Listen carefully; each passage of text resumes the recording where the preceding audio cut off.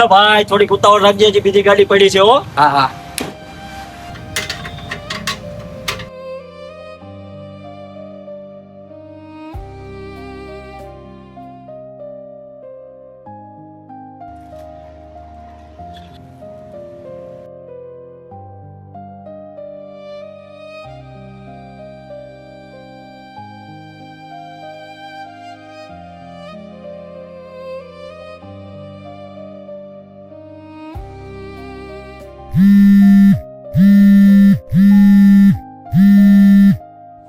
હા મમ્મી.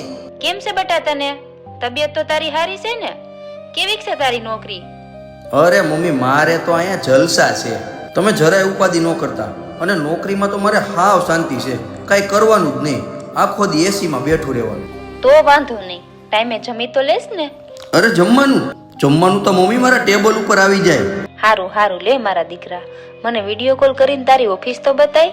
અરે મમ્મી મારે એક અર્જન્ટ મીટિંગ આવી ગઈ છે, એટલે હું તમને પછી ફોન કરું હો, પછી ઓફિસ દેખાડી તમને.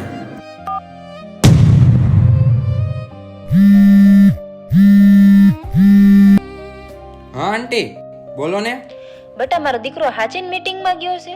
હા આંટી હજી હમણાં જ ગયો. દીકરા તું એનો પાકો મિત્ર છો, એટલે તને તો બધી ખબર જ હશે, પણ હું એની માં છું. મને એના અવાજ ઉપરથી ખબર પડી જાય કે એ ખોટું બોલે છે. હું ચિંતા ન કરું ને એટલે. પણ તું એનું ધ્યાન રાખજે હો દીકરા, અને એને કહેજે ન ફાવે ને તો પાછો આવી જાય. હજી એની માં બેઠી છે, એને ભૂખો નહીં રહેવા દે.